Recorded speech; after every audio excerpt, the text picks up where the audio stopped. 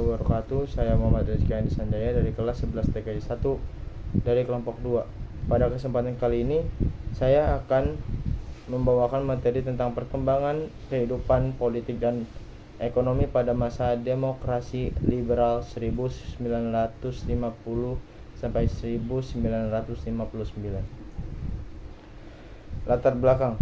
Demokrasi adalah suatu bentuk atau mekanisme sistem pemerintahan suatu negara dengan upaya untuk mewujudkan kedaulatan rakyat atas negara atau yang dijalankan oleh pemerintah negara tersebut. Konsep demokrasi ini menjadi sebuah kata kunci tersendiri dalam bidang ilmu politik, sebab demokrasi ini adalah disebut-sebut sebagai indikator perkembangan politik suatu negara. Indonesia merupakan salah satu negara yang memiliki banyak pengalaman tentang demokrasi. Sudah ada 3 jenis banyak pengalaman yang diterapkan di Indonesia, yaitu presidensial, terpimpin, dan parlementer. Dari ketiga jenis demokrasi itu, yang menjadi pembuka lembaran sejarah Indonesia adalah demokrasi liberal yang dimulai pada sejak 16 Oktober 1945. Apa sih yang terjadi pada perkembangan kehidupan politik dan ekonomi pada masa demokrasi liberal tahun 1950 sampai 1959? Yaitu adanya perkembangan kehidupan politik dan ekonomi pada masa demokrasi liberal 1950 sampai 1959. Dan juga dari kondisi politik ini terjadi dampaknya, yaitu sering terjadinya pergantian kabinet dalam waktu singkat, program kabinet yang sering tidak dilaksanakan dengan menyeluruh, dan sering terjadinya persaingan antara partai-partai dengan banyak partai politik lainnya. Dan juga sistem politik pemerintahan yang dipegang oleh kaum politisi yang duduk dalam badan-badan perwakilan. Nah, jadi apa sih ciri-ciri liberal itu? Yang pertama adalah kedudukan kepala negara mutlak. Jadi siapapun yang memerintah, ya tidak bisa diganggu-gugat. Yang kedua adalah dipimpin oleh Perdana Menteri. Perdana Menteri bertugas sebagai kepala pemerintahan ya, dan bertanggung jawab kepada parlementer. Yang ketiga adalah anggota dan program sesuai voting atau pemilu. Jadi siapapun yang memimpin dan apapun programnya, sesuai kesepakatan semua rakyat ya. Yang keempat adalah masa jabatan tidak ditentukan. Hal ini bikin nepotisme tinggi ya. Dan yang kelima, kabinet dapat dijatuhkan oleh pemerintah dan pemerintah dapat membubarkan parlemen. Seperti yang poin keempat tadi, tidak ditentukan ya masa jabatannya, jadi bisa bebas dijatuhkan jika kekuatan politiknya itu lemah. Lanjut. Kondisi politik pada masa liberal. Yang pertama, pergantian kabinet yang cepat. Sistem multipartai membuat munculnya berbagai koalisi pemerintah yang berumur pendek dan menciptakan ketidakstabilan politik yang signifikan. Mengapa pada masa demokrasi liberal sering terjadi pergantian kabinet? Karena demokrasi liberal merupakan sebuah sistem pemerintahan yang dipakai suatu negara dengan individu. Sistem ini telah digunakan sejak 1950 sampai 1959. Pada masa itu, terjadinya pergantian tersebut dapat disebabkan oleh beberapa alasan, yaitu dominasi partai, pembuatan kebijakan, serta mosi tidak percaya.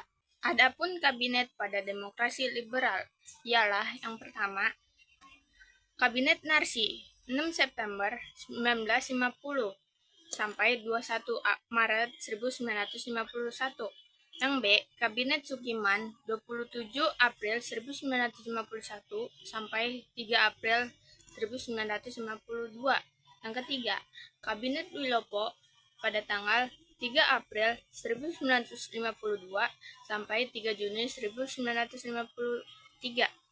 Yang keempat, Kabinet Ali Sastro Amijoyo pada tanggal 31 Juli 1953 sampai 12 Agustus 1955.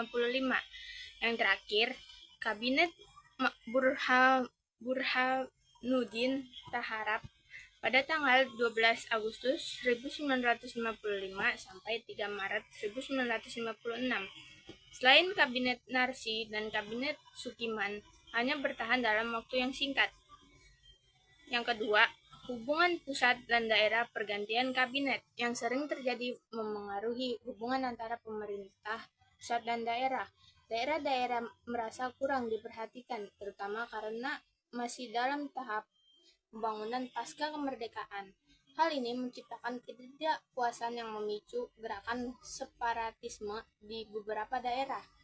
Yang ketiga, pemilu pertama pada tahun 1955. Pemilihan umum pertama pada tahun 1955 adalah tonggak penting dalam sejarah politik Indonesia. Pemilu ini menghasilkan 4 partai sebagai pemenang, yakni yang pertama, Partai Nasional Indonesia (PNI), yang kedua, Masyumi Nahdlatul Ulama atau NU, yang ketiga, Partai Komunis Indonesia (PKI). Kondisi ekonomi pada masa liberal. 1. Gunting Syafruddin. Kebijakan ini diterapkan oleh Syarifuddin selaku Menteri Keuangan yang menjabat saat itu untuk memotong nilai uang atau sanaring. Kebijakan ini ditetapkan dengan memotong nilai mata uang dengan nominal 2,50 ke atas. Kebijakan tersebut diterapkan dengan tujuan untuk mengurangi defisit anggaran sebesar 5,1 miliar dan mengurangi peredaran jumlah uang. 2. Perekonomian diberikan kepada pasar. Kebijakan tersebut mengakibatkan adanya ketimpangan sosial antara pengusaha pribumi dengan pengusaha non-pribumi karena adanya ketidakmampuan dalam bersaing di pasar.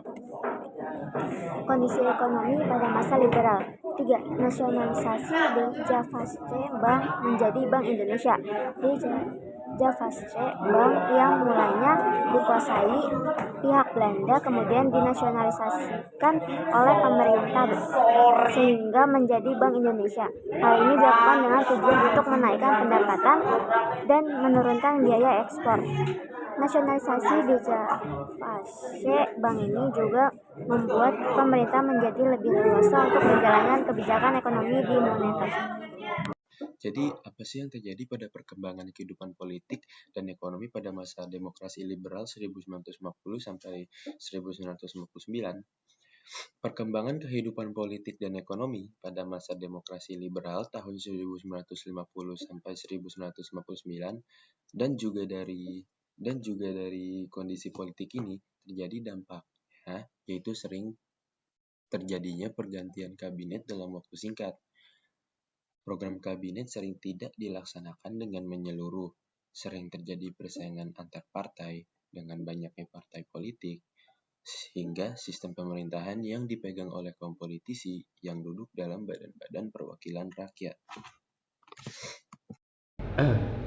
Gagalnya demokrasi liberal.